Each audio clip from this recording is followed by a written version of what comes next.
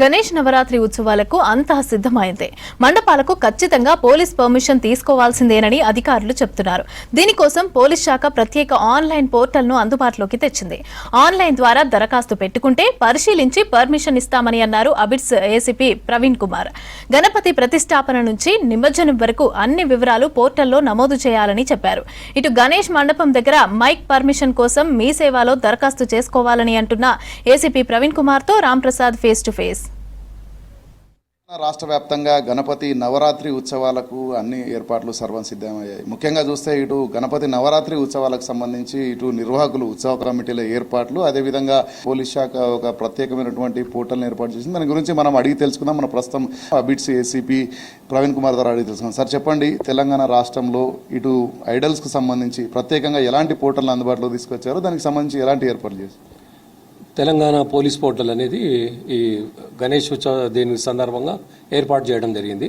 దీని ద్వారా ఇప్పుడు ఎవరైతే మండపాలు నిర్వాహకులు గణేష్ ఎవరైతే ఇన్స్టాల్ చేయాలనుకున్న వాళ్ళంతా చాలా ఈజీ ప్రాసెస్ ఆన్లైన్ ద్వారా, ఈ పోర్టల్ ద్వారా ఆన్లైన్ ద్వారా చేసేది ఎక్కడి నుంచి ఎవరైనా చేసుకోవచ్చు.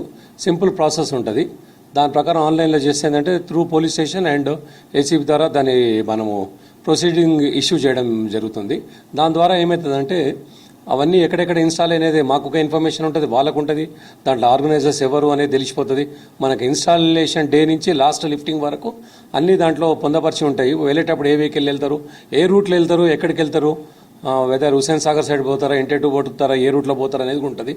సో దట్ ఏంటంటే మనం అన్ని డిపార్ట్మెంట్స్తోనూ ఇప్పటికే చాలా పర్యాలు మా సిపి గారి ఆధ్వర్యంలో డీసీపీస్ అందరూ మీటింగ్స్ చేయడం జరిగింది. అంటే అన్ని డిపార్ట్మెంట్స్తోనూ ఆ ఎన్ రూట్లో మీకు అంటే మన ట్రీస్ కానీ రోడ్లు బాగుంటే లేకపోవడం కానీ బ్యారికేడింగ్ కానీ ఇలాంటి అన్ని ఏర్పాట్లు చేయడానికి ఇది చాలా సులువైన అంటే సిస్టమ్ ఏర్పాటు చేయడం అయింది. దీని ద్వారా వీళ్ళందరినీ కూడా పిలిచి మాకు కూడా ఎక్కడెక్కడ ఎవరెవరు ఇన్స్టాల్ చేస్తారో అంత ఐడియా ఉంటుంది. మా కింది లెవెల్లో స్టాఫ్ బీసీస్ అంటే పెట్రోల్ కార్లు, ఈ బ్లూ కోల్డ్ సోల్ కూడా పోయి ఎక్కడ ఇన్స్టాల్ చేసినారో వాళ్ళంతా ఈ జియో ట్యాగింగ్ అయ్యి ఉంటుంది. అక్కడ పోయి వాళ్ళు చెక్ చేయడము, ఎవరున్నారో వాళ్ళకి ఏమి ఇబ్బందులు ఉంటాయి లేకుండా చాలా ఈజీ వేలో సులభమైన మార్గంలో వీళ్ళకందరికి మేము హెల్ప్ చేయడానికి బాగుంటుంది. ఈ పోర్టల్ చాలా యూస్ఫుల్. అందరూ టైం తక్కువ ఉన్నందుకు ఇమీడియట్ చేసుకుంటే మొత్తం మాకు కూడా రౌండ్ కరెక్ట్ ఫిగర్ వస్తుంది. దానిపైన ఏంటంటే మనకి ఎన్ని ఐడల్స్ మూవ్ అవుతాయో ఫైనల్ డే ఏంటంటే లాస్ట్లో మేము కూడా ఇంకా టెక్నాలజీ యూజ్ చేస్తూ అదర్ డీసీపీస్ అందరూ సిపి ఆధ్వర్యంలో ఏమవుతుందంటే ఎక్కడెక్కడ ఎన్ని లారీలు పాస్ అయినాయి, ఎన్ని గంటలకు ఎన్ని పడుతున్నాయి, అవంతా కూడా మీకు ఒక పక్కా ఇన్ఫర్మేషన్ ఉంటుంది. అంటే డీటెయిల్గా ఉంటుంది, చాలా అక్యురేట్గా ఉంటుంది, అందరు కూడా ఉపయోగకరమైనది ఇది. సార్ అదేవిధంగా మనం చూస్తే ఈ పోర్టల్ ద్వారా అప్లికేషన్ చేసుకున్న అనంతరము మీకు అంటే ఈ అప్లికేషన్తో పాటు ఇంకేమేమి అంటే మామూలుగా వేరే పర్మిషన్స్ సంబంధించి ఏ విధంగా ఉంటాయి సార్? అంటే అప్లికేషన్ ద్వారా మనకు మైక్ పర్మిషన్ కూడా పెట్టుకుంటారు. కాకపోతే హైదరాబాద్లో ఏంటంటే స్ట్రిక్ట్గా డీజే అయితే పర్మిషన్ లేదు. అవన్నీ అదంతా ఆర్గనైజర్స్ చెప్పడం జరిగింది. అది ఆ రూల్ ప్రకారం మార్నింగ్ 6 to 10 మధ్యలో వాళ్ళు మండపాల దగ్గర ఏమైనా స్పీకర్ పెట్టుకుని అంతకంటే అదర్ దెన్ దట్ లేదు.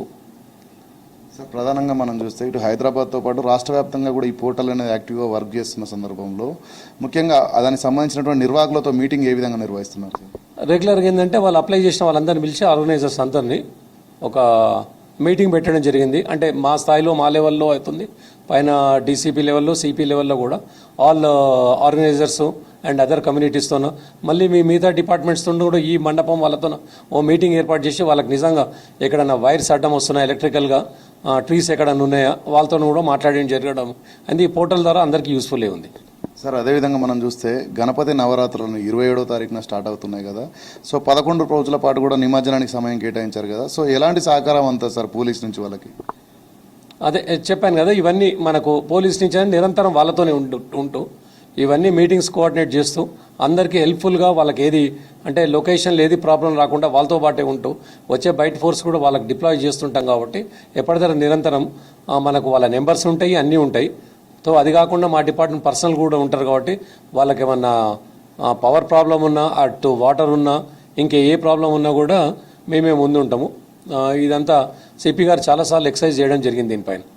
సో ఇది మొత్తంగా చూసినట్లయితే తెలంగాణ రాష్ట్ర వ్యాప్తంగా కూడా ఏదైతే గణపతి నవరాత్రి ఉత్సవాలకు సంబంధించి అయితే ఇటు నిర్వాహకులకు పోలీసులు అయితే 24 గంటలు కూడా అందుబాటులో ఉండేందుకైతే ప్రత్యేకంగా ఏర్పాటు చేసినటువంటి పోర్టల్లో ఇటు జియో ట్యాగింగ్ లొకేషన్తో పాటు అదేవిధంగా నిర్వాహకులకు సంబంధించినటువంటి లొకేషన్కి సంబంధించినటువంటి వివరాలన్నీ కూడా ఉన్నట్లయితే వారికి అన్ని రకాలుగా సహాయ సహకారాలు అందించడానికి తెలంగాణ పోలీస్ ప్రత్యేకంగా పోర్టల్ను అందుబాటులో తీసుకొచ్చిందని ఏసీపీ ప్రవీణ్ కుమార్ చెప్పడం జరిగింది. కెమెరామెన్ సాయితో రాంప్రసాద్, V6 న్యూస్, హైదరాబాద్.